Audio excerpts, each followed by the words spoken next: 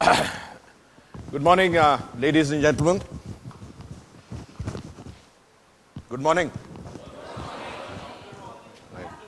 Oh, it's afternoon. My bad. I didn't realize it's afternoon. I'm a little nervous, you see, because while I've spoken in many forums, in many places, whenever I come in front of school teachers, I become slightly more nervous. And I have to tell you the reason why. The reason is my mother was a teacher and a principal in a school in Delhi. And she was a teacher who wanted to become a principal in the years when women were supposed not to have those kind of dreams. They were supposed to just remain as teachers and leave the principalities to the men. That was the era in which she wanted to become a principal. And she was quite a role model for me because she was quite scary. Matter of fact, when I joined the army, I remember the first few weeks were very, very tough. And they are tough because after all, the army tries to weed away, the people who can't take it, because most of the people who have joined have passed some psychometric testing and they have passed some basic levels of physical fitness. But whether they have it mentally in them or not is established in the first 2 or 3 weeks. And during those, it's not the art of living, so you have to understand, right? It's a slightly more aggressive kind of an environment. So in that environment, in the initial 2-3 weeks when it was so tough, I was more scared of my mother, that if I run back home, what she'll do to me, than the instructors in the academy. So whenever I come in front of teachers and students, I am a little nervous. You'll have to excuse me getting the time wrong. But it's also one of my fondest wishes to have come in a school. My mother is no longer alive. She died about 14 years ago. And she'll be glad to see that I'm actually talking in front of the whole school and many children and their parents and teachers. Because throughout my schooling, I was actually quite a disappointment to her. I must tell you the truth, I was first or second in class from behind, always. But I learnt a lot, even being the last in class, especially being the last in class, because to pass, I had to collaborate a lot with the others, and I had to depend a lot on the others to help me, get to the next class. And I learnt a lot about human beings. I learnt a lot about how to work with people. And I also learned that while boys, they would show you their answer sheets just because you promised them something, girls were much more chalu. You have to behave throughout the entire year properly. Otherwise they won't, So I learned a lot about these kind of things. And I want to share some things with you today. So I don't have any speech. As you can see, I just jotted some points on the back of the ticket that I have to travel on. And I just thought I'll share some things as a student, because I've been one, and as an instructor, because I've been one in the army as well, and as a parent, because I am a parent as well. And I think from these three perspectives, I just want to share some of the elements that have guided me through my life. And I've had, as was pointed out, a fairly unusual career. I spent about 12 years in the armed forces. I spent another 15 odd years in the corporate world. And for 5 years, I worked in the government as a bureaucrat. And a lot of my friends have asked me which one of these three careers has been the toughest one. I don't have the answer to that, but I tell them that the easiest one was the army. Because in army, at least you knew which side your enemy is. Ki dushman hai kis taraf, pata hai. In the remaining two professions, it's hard to find out where your enemy is. So my first advice to all the children sitting here, all the students, and of course, most of you are achievers and that's why you have reached this place, but I'm sure some of you might also be like me, the tail enders of the class. My first advice to you is you don't worry. Don't worry so much. Because even the topper of the class is worried. Where will I get admission? Will I get it in this college, that college, or whatever? You are more worried, will I pass the next exam? So your worry is much more short-lived. The one who is topping the class, he's much more worried about, much longer term issues and all of that. And honestly speaking, I don't think you need to be worried. In my belief, in my experience, you don't choose professions. Many times professions choose you. And whichever profession chooses you, you will do well in that and you will be happy. And you learn this a little late in life. I'm sharing this with you, and I'm sure a lot of people sitting in the front who are older and who have experienced life will tell you this, that happiness and material wealth or material possessions, they have no connection whatsoever. They have absolutely no connection. And many times the things that we seek to achieve, whether it's to achieve admission in a prestigious college or to get into something which is very difficult to get into, usually they are external scorecards which have been made by somebody else. They are not your scorecards. They are not what you want to do. So my first advice to you is you don't have to worry. Things will be fine. They'll be absolutely okay. 5 years, 10 years down the line, you'll look back at your biggest worry, your biggest dragon teacher in class and school, and look at that and you'll laugh and you'll say, why was I so worried? And that will happen to you continuously in life. It keeps happening even to the people in front. It constantly keeps happening that we worry a lot about something that we have no reason to worry about. The second thing I want to share with you, and especially children who are going to go into a world now, because the world of today is actually very, very tough. It's unlike what most of the parents think, that the children have it easy. I think the children have it much more difficult today. One advice I'll give you is, whenever you're choosing a role model, choose your image of the role model, not the human being who is the role model. Let me give that to you with an example, and then you'll understand why I'm saying this. Who is supposed to be the greatest teacher of them all according to the Indian mythology? Anybody? Dronacharya. Dronacharya is supposed to be the greatest teacher. Matter of fact, there is an award called the Dronacharya Award, which is given in sports to the greatest coach, to the teacher. Who was his greatest student? Ekalavya. Not Arjun. Arjun was not his greatest student. The greatest student was Ekalavya. And how did Ekalavya learn from Dronacharya? He created a role model made of clay. And he watched Dronacharya, and he believed that the Dronacharya that he watched had the character of the clay model that he had built. And of course, he practiced a lot. If Arjun fired 100 arrows, he would fire 200. If Arjun practiced for 10 hours, he'd practice for 20 hours. But the real Dronacharya turned out to be a capitation fee teacher. Right? For his own student, to make sure that his own student got ahead, he actually killed the sport. So many times, when you choose your role models, your human role models will let you down. And therefore, it is much better to create your own image of the role model and not be disillusioned whenever the real role model lets you down.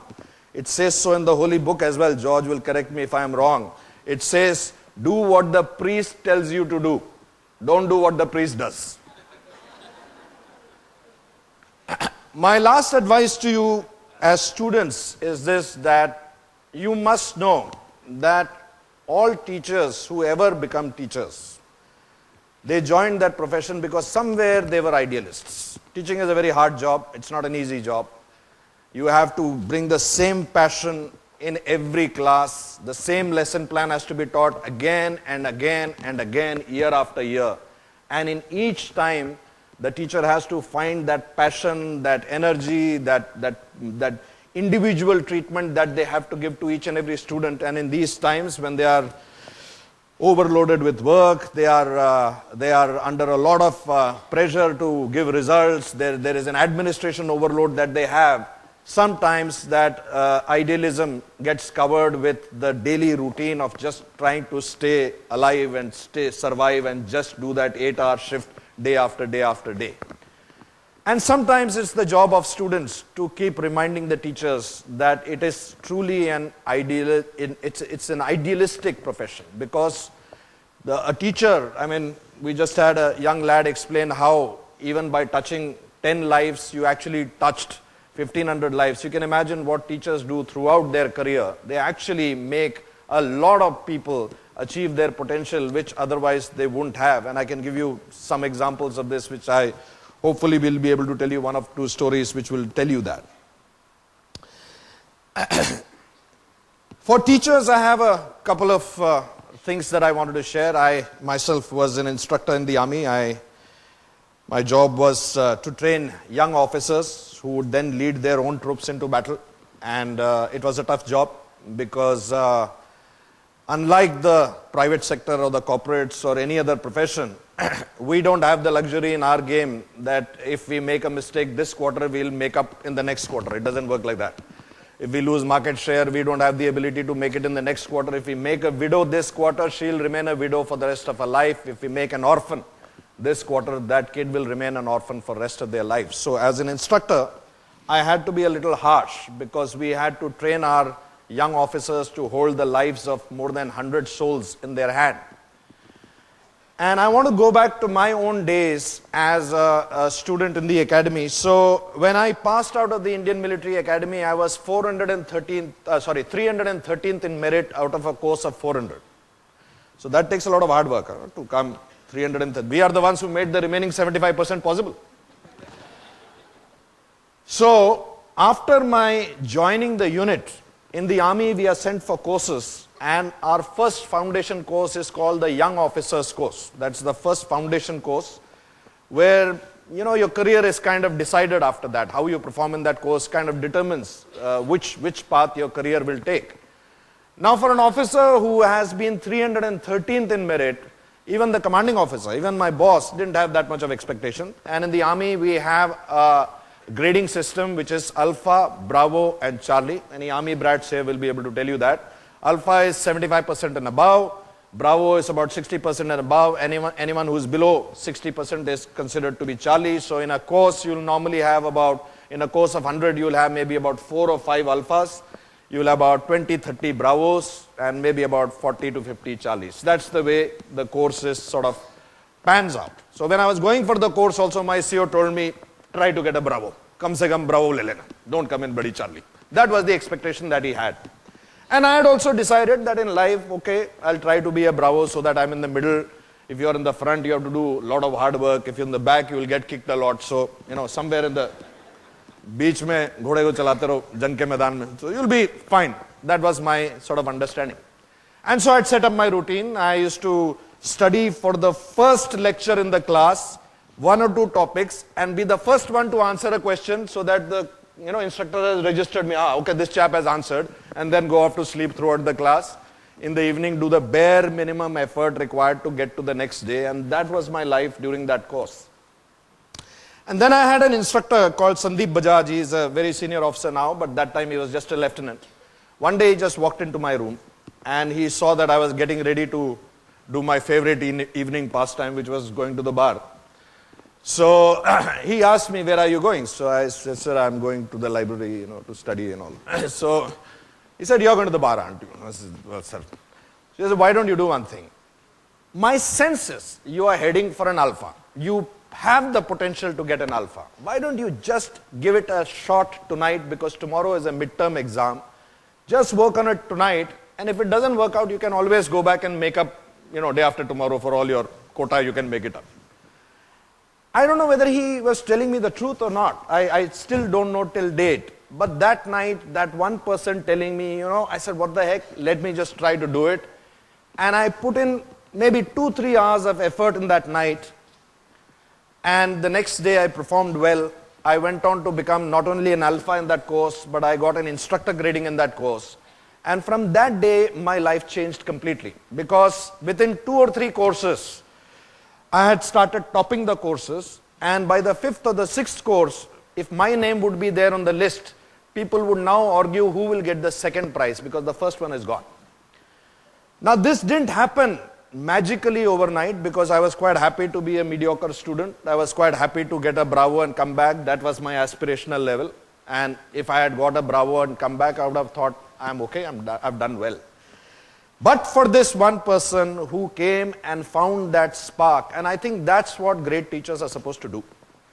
Great teachers are supposed to treat every child in the class as if it is their own child.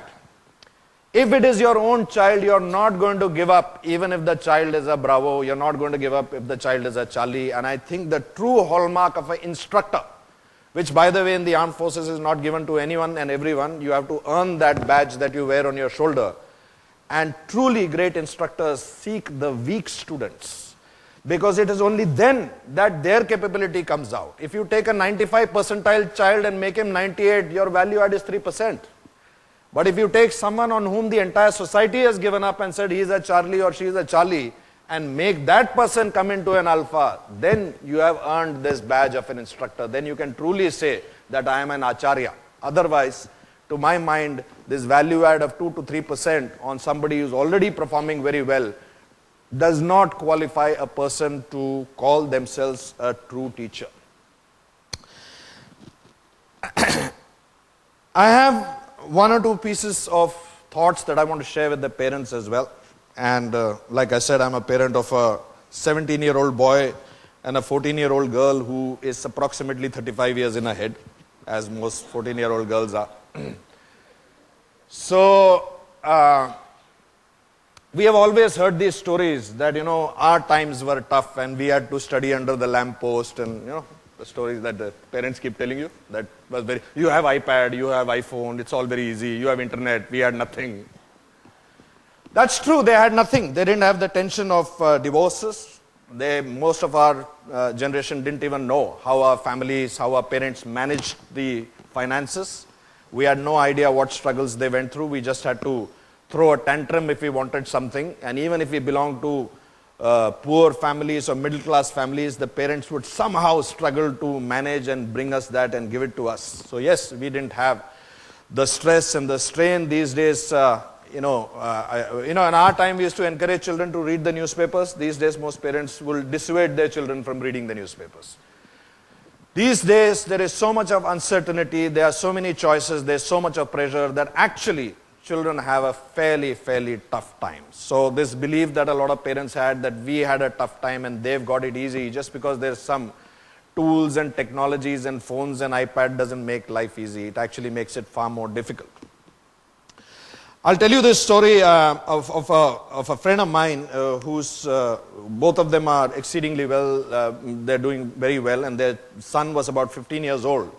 And one day I'd gone to their house for dinner and I casually asked their son that, what's the mobile phone you have? I just wanted to check what instrument he had. And he said, I don't have a mobile phone. I said, you don't have a mobile phone at the age of 15? And both the parents immediately jumped in and they said that we have decided that we are not going to give him any distractions so that he can focus on his board exams. And after he does well in his board exams is when he'll get his first phone. I think we are doing great disservice to our children if we are going to create artificial conditions in which they succeed, because these artificial conditions won't exist in the real world. This boy will be competing with people who have been trained how to write an essay while they are listening to music, chatting with their friends, maybe even watching TV, with his other eye. And in that environment, he is training how to produce an essay. Now this child who has been told no noise, no disturbance, nothing, and all of that is going to sit in a cubicle where there will be workers around him and he will not be able to produce anything unless he is given that sanitized environment. So many times when I see parents trying to protect their children by giving them artificial conditions that they can create inside their own homes, but which cannot be replicated outside in the real world, my sense is we are not strengthening our children, we are actually handicapping them.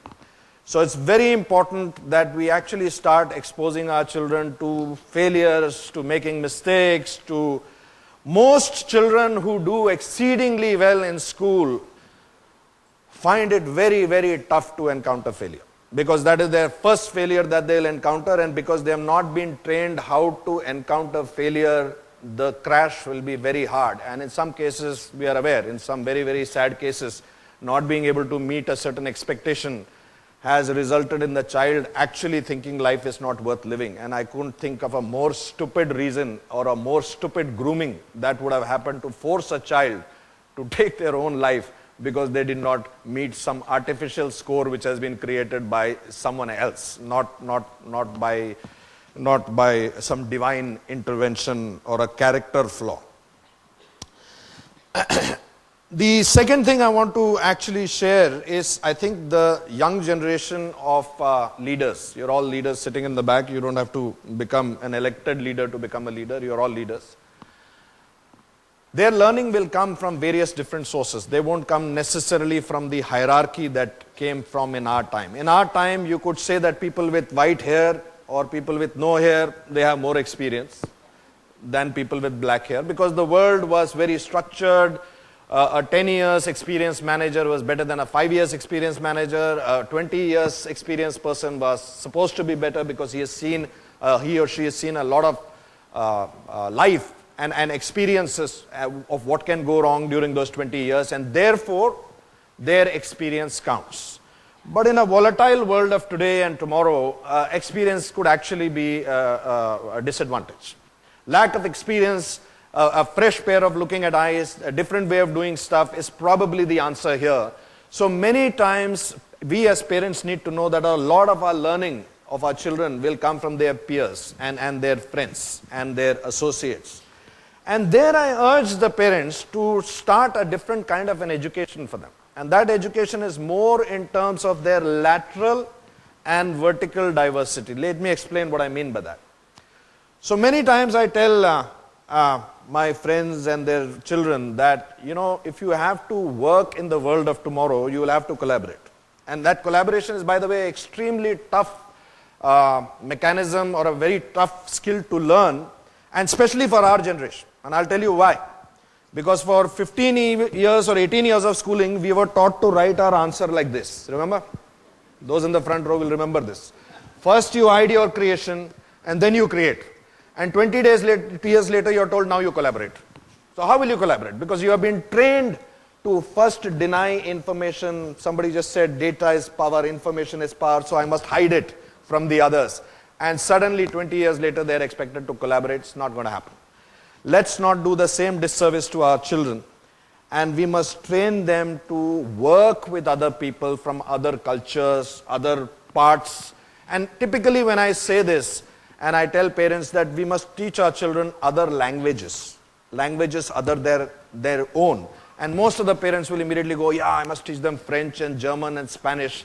I would urge you, you should teach them Malayalam, Tamil, Marathi, Gujarati, you know, because that is where 90% of your child's future will be.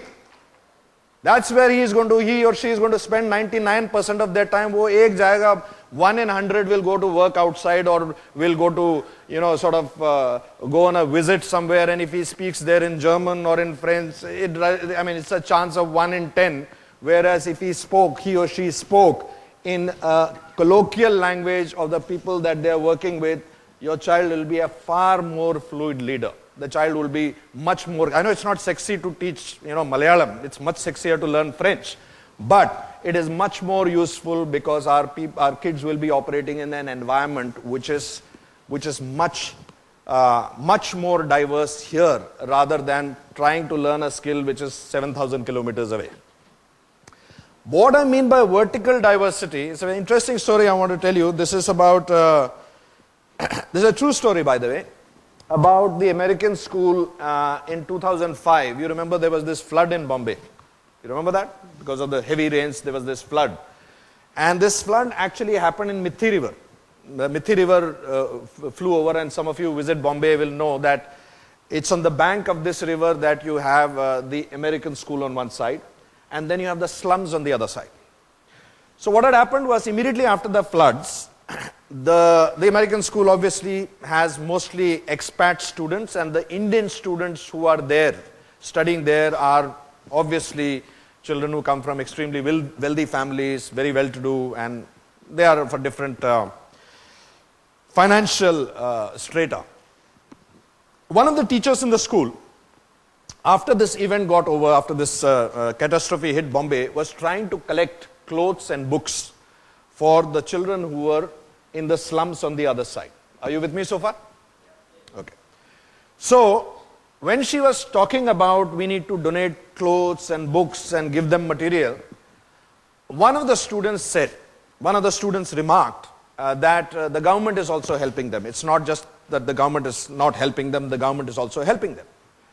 So, the teacher pointed out, yes, that could be true, but what has happened is, because of the flood, many of the children have even lost their ration cards, their identity cards. The families have no way of proving that we are staying in that slum.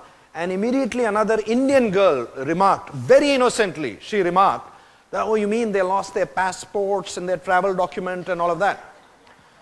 Now, it wouldn't be a laughing matter if it wasn't so serious, because the leaders who are going to govern the country tomorrow are on this side of the bank, and their knowledge about whom they are going to govern is so flawed, it is so wrong, that unless we as parents start increasing the vertical diversity, and what I mean by vertical diversity is that unless your children know the children of your maidservants, the children of your drivers, the children of a completely different economic strata, they will be handicapped as leaders when they'll grow up. They will grow up in a la-la land.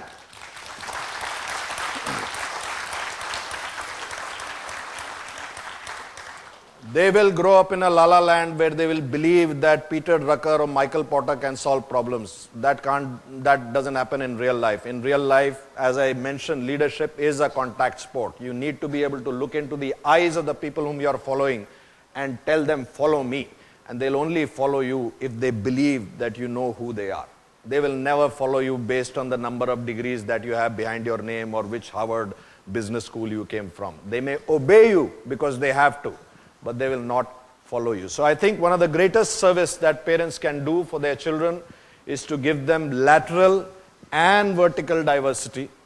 And I think we must also do it for one simple reason, that every person sitting in this room, no matter how blessed they think they are or how cursed they think they are, each person sitting inside this hall has won the lottery of life.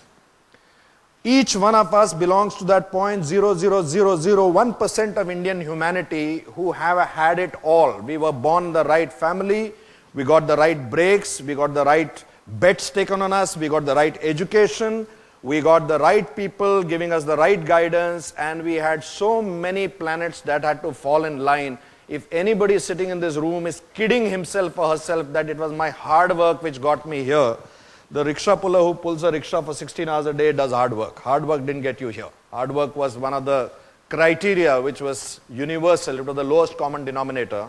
We are indeed extremely fortunate. And remember this thing, that these kids you see on the streets out there who have to beg a certain amount of money every day. If they don't bring back that money, they get beaten. But for the grace of God, they could have been your kids. But for the grace of God, it could be you. But for the grace of God, it can still be your kids. There is no guarantee. Life doesn't come with a guarantee. No? That's a guarantee that they will do well in life. You want a guarantee, you buy a toaster. Life doesn't come with guarantees. So in many ways, I think we owe it also to our good privilege to go beyond the cosmetic things that we do to, sort of make it appear as if we are doing some good stuff, but actually get down to the grassroots, actually ask whether our children have got friends who come from a totally different social, financial, economic strata. Have they got friends who come from a totally different culture, totally different religion? If we don't do that, then as parents, I think we are failing in imparting one of the most essential elements of education, which is how do you work with people who are different from you, not how do you keep on creating cliques of people who look exactly like you. That is completely wrong education. My second last point would be that I come from a background of the armed forces, and I proudly believe that whatever I have attained in life, all the education I needed, I got in the army. So whether it was communication, whether it was strategy, whether it was the ability to lead people, whether it was technology, most of us maybe don't even realize this, that the armed forces is the mother lode of everything that eventually 10, 20 years later comes into the corporate world. So whether it is technologies like radar, sonar, internet that we use on a daily basis, commercial aircraft, they all originated from war. Span of control. The span of control of a section is 10, of a platoon is 40, of a company is 180, which is exactly the span of control of a Facebook group. Everything that we have seen in life, even the terms and the words that we use in our daily life, they come from the army. When 10 people were brought and one person was made in charge of them, usko 10 logon ka hawala diya jata tha, that's where the word havaldar comes from. When in good old days, kings used to have a small standing army, and whenever they were in war, they used to call people from various subas and risalas, and the person who would bring them. That's where the name Subedar comes from. So in many ways, our lives are intricately linked to the army. I would encourage a lot of parents to think and consider sending their children into the armed forces. I know a lot of them believe that it is a dangerous place.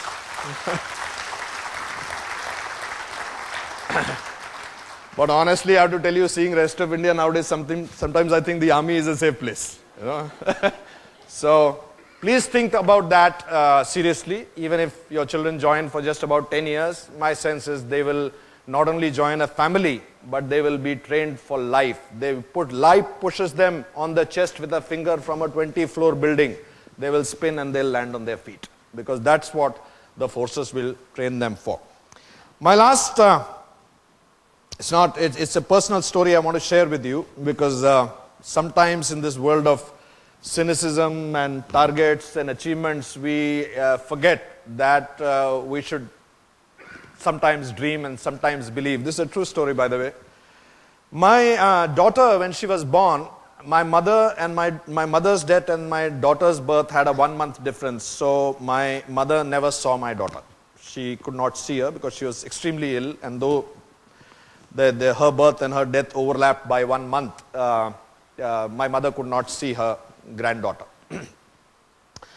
And I remember I was staying in Bombay when my daughter was about 2 years old and my son was maybe about 5 or 6. I used to travel a lot to Delhi, and I used to stay in a place called Kandivali, some of you might know it, in a high-rise building which had an open balcony. I mean, you could open the window and there was a balcony, which most Bombayites would know is a very rare thing in Bombay, balcony. So this is one of those houses. And I used to travel to Delhi very often. And I traveled to Delhi on some, work, and in the night, like every night, I used to call the kids and speak to them. And this night, when I called back, they was very excited. They were super excited. I said, what happened? What happened? So apparently what happened was that when they came back home in the evening, and they were sitting in that hall, suddenly a parrot flew and came into the room. And then the parrot was not at all behaving like a wild bird. It walked around the house, and must have been somebody's pet parrot who got lost or whatever. But the kids were super excited by it, and this parrot has come, and of course, we had a policy that not inside a cage and all, we'll never keep birds in a cage and all, but this bird was like roaming around the house, and also they were very excited.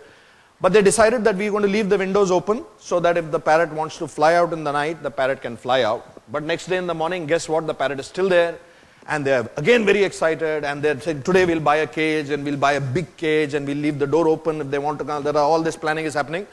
And they went to school, and when they came back from school, the parrot was still there, though the windows were open, and they were super excited. And I was coming the third day. I was returning on the third day. Again, I spoke to them in the morning, and they were very, very excited. And I took off from Delhi to come to Bombay, and when I landed, I picked up the phone and I spoke to them saying I've landed, and they were completely dejected and completely depressed, because apparently what happened is this parrot, which came into the house, would sit in the balcony, fly out, come back again. It last took one flight and didn't come back. And they kept waiting and waiting and waiting, but the parrot never came back. So when I came home, both the kids were very sad. They were very unhappy and they were very sad. And I don't know what came into my head. And I had not planned it or anything. I just said, you know what, I think this is your Dadi who had come to see you. Because she had not met you and she wanted to see you. So she came in the form of a parrot to see you. And she knew that if I come and see her, I'll recognize her. And that is why she flew away before I came. Now the funny thing is, as my children grew, and as the children sitting behind have grown, and as our children have grown, you know the phase at which they stop believing in the tooth fairy. You know the phase when they stop believing in Santa Claus. But strangely, both these kids are 17 and 14. They still believe that maybe that parrot story is true, and I believe that too. And I think the last thing we need to do as parents, teachers, and children is also to keep the child in us alive. Because as children, we were actually quite happy with nothing. We were quite okay. We never had these, criteria that unless you have a bigger car, you can't be a friend of mine. Matter of fact, you remember this in school and college. In your group of 4 or 5 friends, the one who was the most influential, who would decide when you would bunk class, when you would go to see a movie, was neither the richest person nor the person with the most resources, and yet that person was the one around whom you hinged your entire day. So with that, I thank you very much once again for this wonderful opportunity to come and speak with you. Thank you very much. Thank you. Thanks a ton. Thank you very much. Thank you, sir. Thank you. Oh, thank you. Oh my God. Actually, I think I might be speaking on behalf of everyone here. For a second, I was so mesmerized that I thought that actually there was no award function going on and we were just listening to you speaking, and I wish that this would go on for the entire day, sir. Thanks, sir. We now open the floor for students to ask some invigorating questions.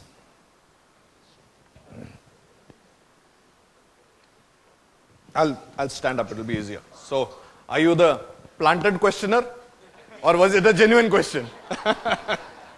Go ahead. Good afternoon, sir. Well, my question to you is, according to you, what traits should be possessed by young leaders to step into this real world? Please sit down. I think it's a very broad spectrum question, and this is a planted question. I covered some of that in the talk that I tried to do. I genuinely think that leaders who are going to enter into the world of the future will have to be leaders who are capable of operating in ambiguity, who will never have anything definitive. So you should ask yourself this question, very easy way to find out whether you are being trained for the world of the future or not. If the words in your lexicon are exact, absolutely right, and cross all the T's and dot all the I's and cut to cut and budget versus actual and the time taken versus time planned, everything has to be exactly as it is, then you will have a tough time in a VUCA world, in a volatile world where things will change, ambiguity will come, complexity will increase. But if your lexicon is more of, more or less okay, by and large fine, generally in the right direction, I think you are headed towards, then my sense is you are being trained to operate in an environment which is going to be volatile and ambiguous. And I think that's the best way to gauge it. There will be, of course, many more elements. I spoke about it. I don't think the world of the future, any team, any individual can operate on their own, no matter how skilled or how competent they are. They will have to, in one single sentence, if I were to describe it, leaders of the future will have to lead without authority. They will have to lead with influence. They will have to lead with charisma. They will have to lead with making the other person want to follow you. They cannot lead with, "Mere saath nahi aayega to dekh kya karta hu main tera." That will not work. Actually, that won't work even in our governance models, by the way.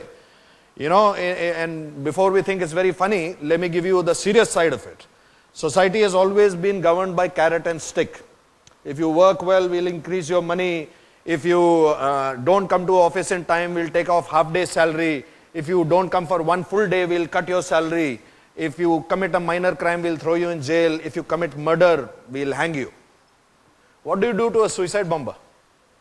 Do you first hang him and then kill him, or kill him and then hang him? So suddenly we are finding that the models that we based our governance on, the very models are collapsing. There are kids in B schools today who say, "I don't want to work in a MNC, I don't want a six-figure salary, I'm okay to work in an NGO." There are people who are working for 3 to 4 years in a company and suddenly saying, "I want to leave." Why do you want to leave? What's wrong here? Nothing is wrong here. Then why do you want to leave? Because. But why do you want to leave? Because. Now how are you going to sell him, 20 years provident fund and vested ESOPs, and when you retire we'll give you a gold watch or whatever. So we are finding that the models of management itself are changing. So to answer your question, or whoever asked that question and asked you to ask it, I think in the world of the future we'll have to live in a much more ambiguous and an agile way, and that is why I think anybody who's rooted on firm knowledge and firm degrees and firm pedigree, they will find it very, very tough. How well you know us, sir. Well, I've been an instructor. What do you think? Any other questions, please? Yes, sir. From there. No. Yeah, that's probably a genuine one. He doesn't have a paper. Sir, when you were in the Army Academy, how did you motivate yourself to do the same thing every day? Well, firstly, I don't think it's the same thing every day. Every day is a different day. Please sit down. Every day is a different day. And the army is a great motivator in many ways because you are part of a team. And if you do not perform, it's the entire team which suffers. So you become part of a larger whole. And even if you are demotivated, someone else is motivating you, someone else is pulling you. And I think that's what good units, good friends, and good educational institutions do. I think the success of any great institution is how well they treat their weakest people. If they treat the weakest person, now there could be some people who are weak in physical fitness but very good in academics. There will be other people who are very good in academics but weak in physical stuff. I think it's how well the team sort of takes the weakest person with them which defines the maturity and the character of leadership of that team. And I think that the army does it very, very well. Thank you. Yes. Yes. Fellow over there. Oh.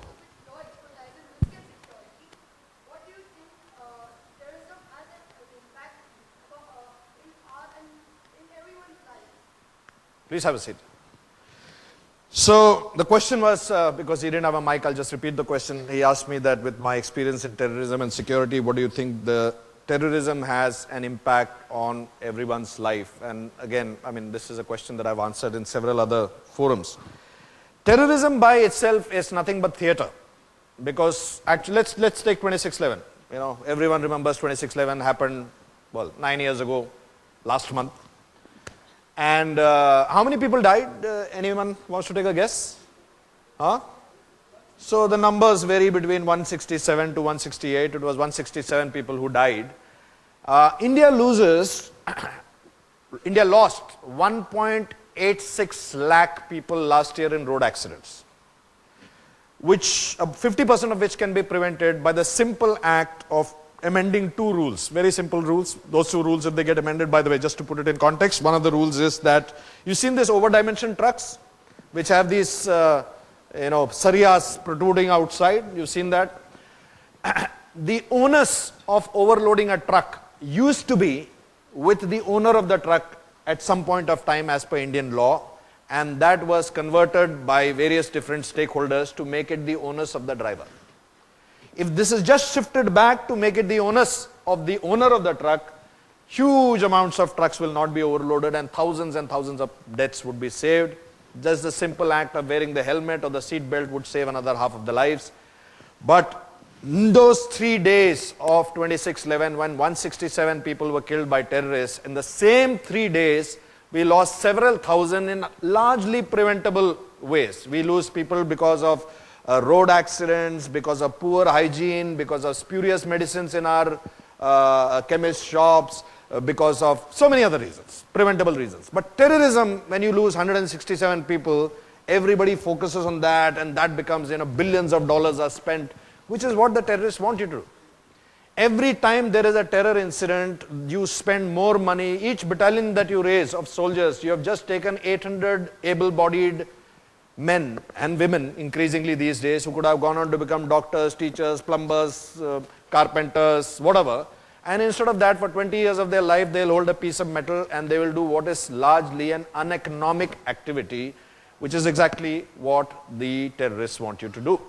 So in many ways, actually the response to terrorism is to do nothing, to just treat it like any other crime and move forward. But terrorism, as we say, is more of theater, it's more of drama. So they make it, scary, they make you feel you are powerless, and that is unfortunately the challenge of terrorism, that while by itself it does not do anything, the shock waves that it sends and the economic cost that it creates. So every time you enter a 5-star hotel, you pay an additional surcharge on every coffee that you have, because of the security apparatus that has been put out there. Every minute that you are frisked in an airport is a minute that's lost forever in terms of productivity. And that is the whole purpose of terrorism. So unless we understand that, we'll continuously ask knee-jerk demands, more battalion, NSG hub should be here in Vadodara also, why only in Ahmedabad, here also. These are only playing into the hands of exactly what the terrorists want you to do. I hope that answers the question or confuses you a little bit more. Either which way. Okay, we just have space for one last question. Yes, sir. All right. Hello, sir. I'm a student of Navratna School, Sama. So my question is, to be successful in life, is it necessary to be a leader? No. Okay. Simple answer. I think you cannot avoid being a leader. Even if you wake up in the morning, when you actually want to go to sleep, and you force yourself to get up, you are leading one person, and that one person is you. So I don't think you can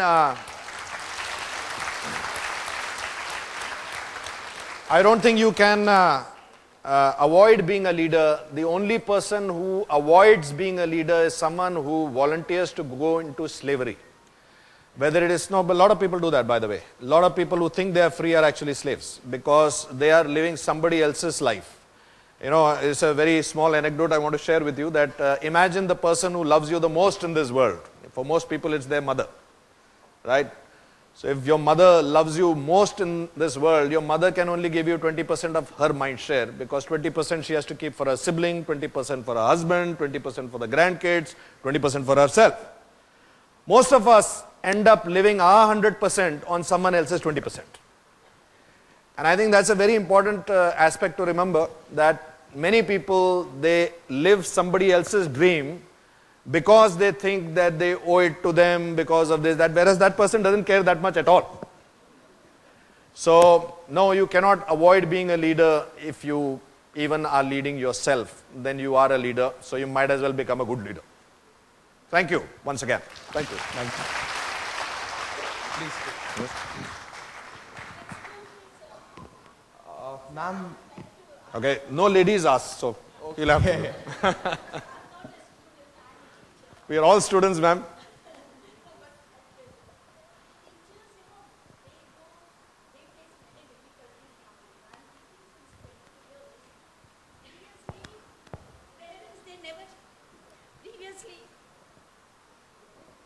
Parents, they never used to interfere.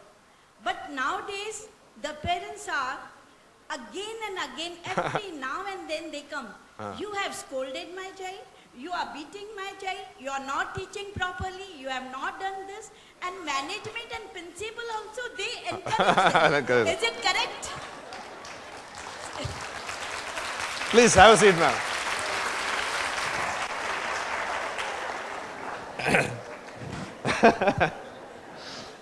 So this is not a question, this is a debate.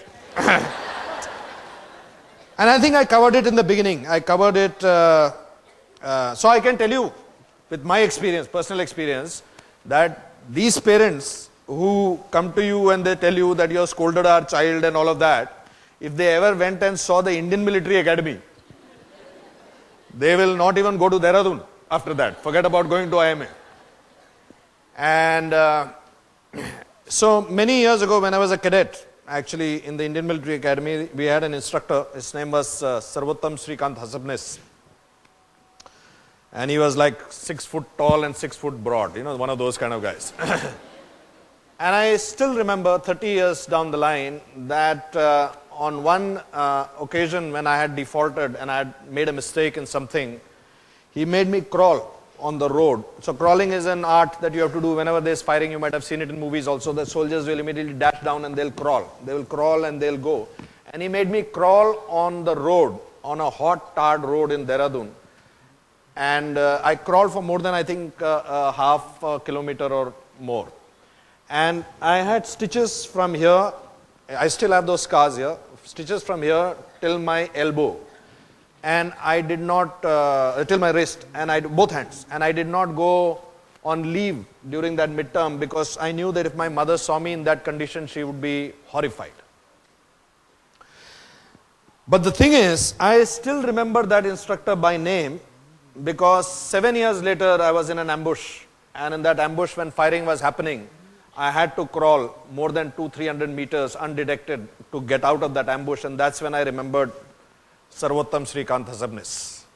I think the job of every teacher is to make the kids sweat in peace so that they don't bleed in war.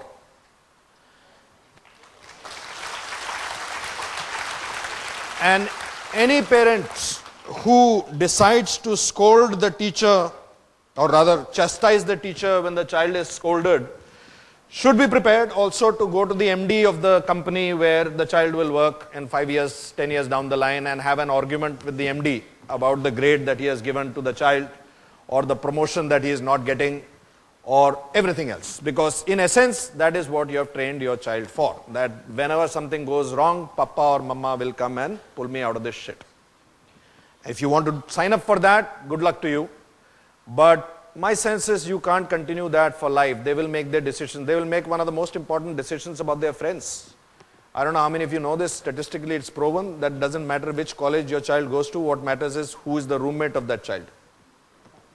Statistically, that's what matters. They will choose life decisions about whom they're going to marry, who they'll spend their life with, which business will they pursue, where their heart lies. And if you're going to play a chaperone throughout their life, good luck to you. Because you have trained your child to expect a chaperone for all the tough decisions and tough times of their life. I hope there is an answer somewhere there, ma'am, which helps you. Thank you very much once again.